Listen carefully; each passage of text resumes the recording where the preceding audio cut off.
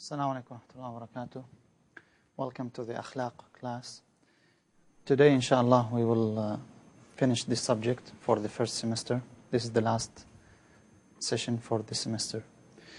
Imam Hazm rahimahullah said, if one is not aware of any of his faults, he therefore has fallen from grace and has become so insignificant, wicked, and heedless that he is no longer above any vice, and he is the lowest of the law. We've discussed this last time.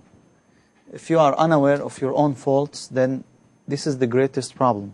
While when you know that you have problems, you will work on solving them. If you deny that you have any problem, then your problems are forever, as the Imam rahimahullah mentioned. He should save himself by searching for his faults and busying himself by trying to correct them, instead of being vain and seeking the faults of others, faults that do not harm him in this life or in the hereafter. Imagine if every one of us was busy with his own faults. You heard someone talking about another person, and you tell him, look, why don't you talk about yourself? If every one of us talked about himself, we will eliminate backbiting. There will be no slander at all. Why? Because we have many things within ourselves to talk about. We're not perfect. So imagine if each one of us talked about his own faults. When you talk about them, you will try to work on them, you will try to correct them. So you will not busy yourself with the faults of others. What will help you with if others have 100 wrong things or 10 mistakes? As the Imam said, faults that do not harm you in this life nor in the hereafter. It's his problem, it's not your problem. It will become your problem when you talk about them, because in the day of judgment, it will be considered backbiting. So this is a great thing if we try to implement it. When we talk about our own faults, whoever talks about another person's faults, tell him, please stop. Why don't you work on your own faults? Because the same, if he is talking about other person, when he is with the other person, he may talk about you. And that other person, he is talking about the one that is talking about him again. So each one of us is talking about another person. While when we all talk about our own selves, what will happen? We will improve ourselves. We will not have any backbiting anymore. Try this. It's really great. Because again, we have lots of faults. No human is free of errors. That's what the Messenger ﷺ said. كُلُّ ابْنِ آدَمَ خَطَّأ. I know of no value, Imam Hazm rahimahullah says, I know of no value of hearing about the faults of others other than learning to avoid them and working to correct what one might share of these faults. Sarah, what are you doing?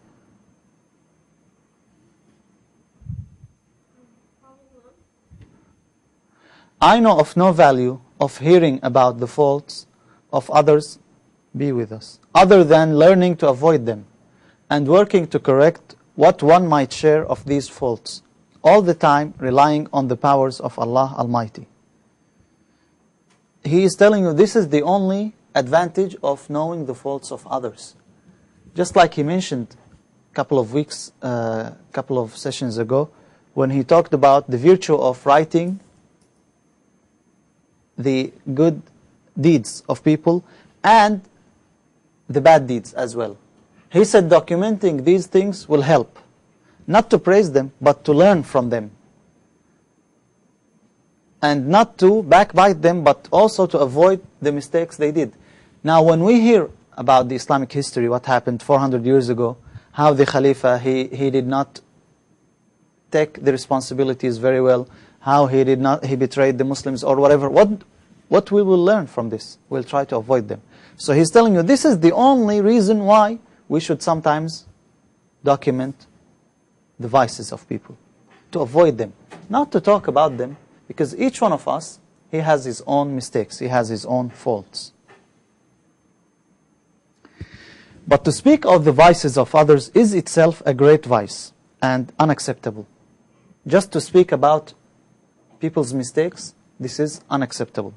So it is one's duty to keep away from such speech, except to advise someone who might be harmed by keeping the company of people with faults. Imagine if someone, he doesn't know. You notice him with another person, and he tells you always, this is my friend. And you know that friend is doing many things wrong. And you fear that your brother, who is with that friend, he may follow him, he may follow that footsteps. So you don't want him. In that case also you tell him, look, he's doing so and so. You want your brother to avoid that friend. You don't want to insult that friend. You don't want to show off, to tell him I am better than that person. The only reason is to avoid these faults. Except to advise someone who might be harmed by keeping the company of people with faults, or to scorn the vain in his face and not behind his back. Also you come to him and you tell him, look, this is what you did and this is wrong. Again, you are not offending the person himself. You want to correct the mistake. Why you go behind his back and you talk about him? Why don't you tell him? Unfortunately, many times what happens, you see something wrong, instead of going and correcting that wrong thing, you go and tell someone else, oh, you know what that person did? What's the use? Maybe that person does not know he's doing something wrong. Maybe he did not know. Maybe he's doing it and he thinks nobody knows. Either way, you did not correct it, but rather you are backbiting him. While when you go to him and you tell him, you advise him, so you'll get the reward, and you may correct the mistake, and also you will be rewarded, and he improved himself as well. But when we talk about others in their backs, there's no good.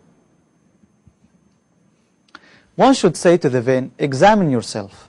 If you recognize its faults, you have recovered from your vanity. This is a good way to advise. Examine yourself. I don't want to imply anything. Just think about it. Don't listen to me. Do not compare yourself to one who has more faults than you. This is something many people, unfortunately, they do all the time. Come to the masjid. No, alhamdulillah, I pray. Many people, they don't pray. Don't do that. So you would indulge in more vices and imitate those who are evil. Because I guarantee you, no matter how evil you are, you will find someone worse than you. So if you keep comparing yourself to the people less than you, you will keep indulging, you'll keep going down and down. That's why in health and wealth, we should compare ourselves to the less fortunate than us. In religion, we should compare ourselves to those who are better than us. Because what will happen if we compare ourselves to the people who are worse than us? We would indulge in more vices and imitate those who are evil. Imitating people of goodness is scorned, let alone imitating the evil ones. Look how beautiful is this, subhanAllah. Imitating people of goodness is scorned. Like if you copy people only because you want to copy them, this is scorned. Even if they are doing something good. Why you did something good? Just because they are doing it or because you want to do something good? So Imam Hazm rahimahullah is telling you, imitating the people of goodness is scorned, let alone the people of evil deeds. So you don't imitate people. You try to do your best. Again, the Prophet ﷺ said, لا يكن أحدكم إما. If people did something good, you do something good just like them. And if people did something bad, you do something. That's why the blind following is not accepted. Unless, the only exception as we talked about it in fiqh, when you don't know anything. Because that's the best you can do. But if you can, is it permissible for you to follow blindly? You have to follow the Messenger ﷺ, not to copy others. Although they are doing good deeds, they are doing ijtihad in the religion. How about the people who copy the evil doers? Another topic, which is interesting also here. Justice is a fortress in which every frightened person seeks refuge. Do you have anyone who hates justice? Have you ever heard about someone who hates justice? It will never happen. For you see those who practice injustice and those who don't, once they are treated unjustly by someone, cry for justice and condemn injustice. Everybody claims that he's just, he's doing justice. Even the criminal. The criminal, when he kills, he says, this is justice. So everybody is calling for justice. Look at the ex-presidents. Once they are in trial, they say, we want justice. What happened to your 20, to your 50, to your 30 years of injustice ruling? What happened to all this? Now they want justice. So he's telling you it's a fortress. Everyone wants the refuge in it. You do not see anyone condemning justice. Whoever has justice in his nature lives, whoever has justice in his nature lives in that strong fortress. So he's telling you, be just. Try to be just, natural. And in Islam we can do that. It is very easy. We could do that, inshallah. Try to keep this as your nature, always. Be just and start within your own self. As we said, akhlaq starts within your own self. Even if there is nobody around you. Then it starts with others, close persons, your family. Then with your neighbors. And then with your community. And then with everybody else. It is incumbent upon the reasonable person not to render a judgment for someone just because he is excessively crying, turning, and complaining about an injustice that has befallen him. Here, Imam Hazm Rahimahullah is telling you, do not be deceived by the outcome only, the outward of the things. You have to investigate. He's telling you, I have come across people who engage in such practices, and they certainly are the oppressors, aggressors, and thoroughly unjust. That's why they tell you, always do not listen from one side. Always you have to listen to both sides. How can you judge from one side? So if you see someone crying, oh, subhanallah, he has experienced great injustice. But when you hear the other side, what will happen? You will find out that actually he's the oppressor, the one who is crying. We have a saying in Arabic, it says, ضربني وبكى وسبقني واشتكى. You hit and you cry and you go before and you complain. But you are the aggressor. You are the one who transgressed. So he's telling you, do not do that. And I have seen some oppressed people who are quiet, do not complain, and show little care. So one might have the impression, and before careful examination, that they are the oppressors. Do not be deceived by what you see. Try to investigate. I mentioned the example of Umar radiallahu anhu, when a man came to him and he told him, complaining about another man, that he poked his eye. So Umar said, where is the man? Maybe you poked his two eyes. And that's what happened. Many times we only look to what happened to us. We don't look to what we did to others.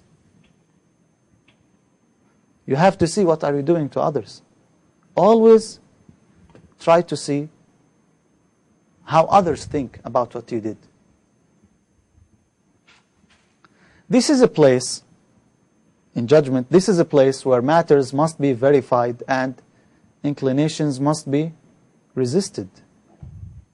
That's why in Islam we have the great ruling. Al-bayyinatu ala man idda'a. You have a claim, prove it.